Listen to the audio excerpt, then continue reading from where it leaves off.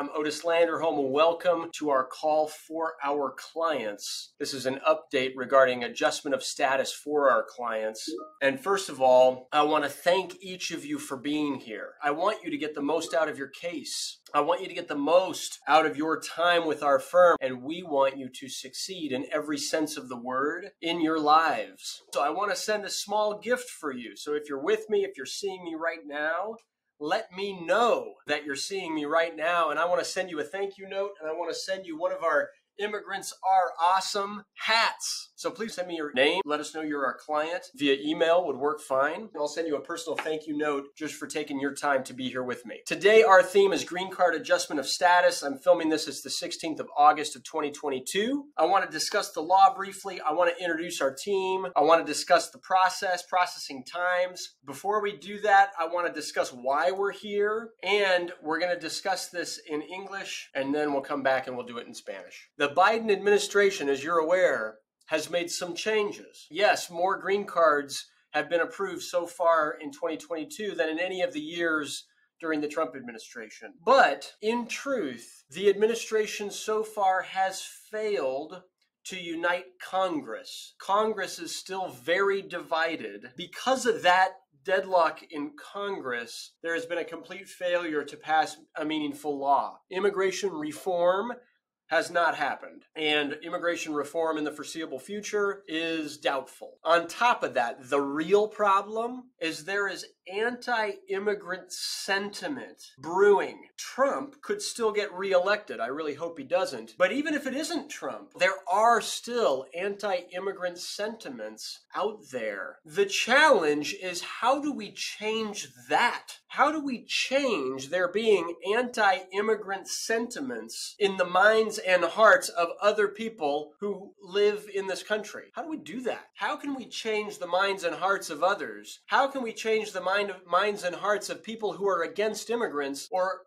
of people who are against us? My strategy for that is that the way to change the minds and hearts of others is if every immigrant that those people come into contact with grows successful. That's my strategy. And that's why I encourage each of us to have a goal that we are working towards in our personal and in our professional lives. If immigrants are more successful and more empowered, then people will look up to them. People will start to see and believe in the good of immigration again. And that is one of the missions of my firm. It's why I wrote this book, The Empowered Immigrant. It's why I created our podcast. It's why we're doing these calls. All right, so thanks to each of you for being on these calls. It's like we believe in empowering people. We believe people ought to be successful in their lives. We love helping people achieve their goals, especially related to their immigration status, but it's more than that. All right? Really, often the immigration case is the easy part, because you can win a document and then never do anything with it. Before we get into the substance, I want us all to take a moment and reflect and think about, hey, what is a goal? What is a desire? What's an area of our lives that we want to take action to improve so that we can become more successful? What would you do differently in your life if and when your immigration case is approved? Because let's start working for that now. And I encourage everyone not to wait. So that's it about the why. Let's get into the topic, which are green cards. Did you know that USCIS has granted 240,378 adjustment of status applications so far in 2022? It's at approximately pre-COVID levels right now and speeding up. Like, that's great.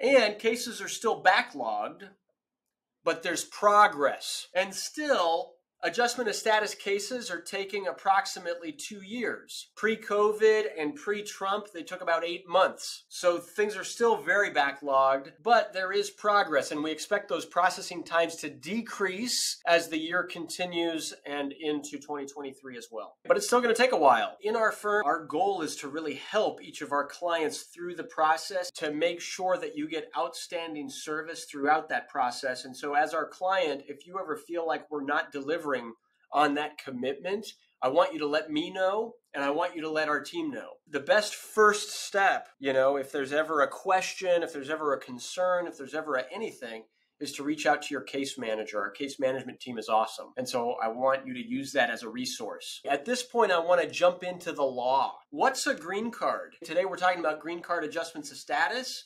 What is a green card? Yes, it means that you're a quote unquote lawful permanent resident of the United States. You have the right to work and live and be yourself and marry who you want to. In the United States, you have the right to travel in and out of the United States with a green card. It brings with it a new level of freedom, especially for people who have been undocumented for years, or especially for people that have been trying to maintain some kind of other status, having to renew it all the time or whatever. Green cards are lawful permanent residents. How do you get one?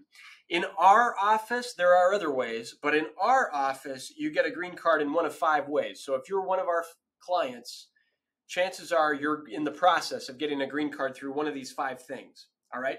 Number 1 is family petitions. Do you have somebody in your family that can petition for you? A spouse, a child, right? Someone. Number 2 are U visas. If you win a U visa first and you wait 3 years, you can apply for a green card.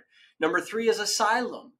All right, if you've won an asylum case, you wait 1 year, you can apply for a green card. Number 4 is VAWA. If you win a VAWA case, you can apply for a green card. And the 5th and final one is cancellation of removal in immigration court. And that's a complex doing, but it's the application for a green card in immigration proceedings in immigration court. Of those 5, the most common way to do it is through family. Okay, to be eligible to adjust status through family, for example, through a spouse. Let me go into that in a little bit more depth. To be eligible to adjust status through a U.S. citizen spouse, you have to show 3 things. You have to show you have been inspected and admitted into the United States or paroled into the United States. You have to be allowed into the U.S. lawfully to adjust status. There's ways to do it. The second requirement is you've got to show that you're in a bona fide relationship with a United States citizen or a green card holding spouse, okay?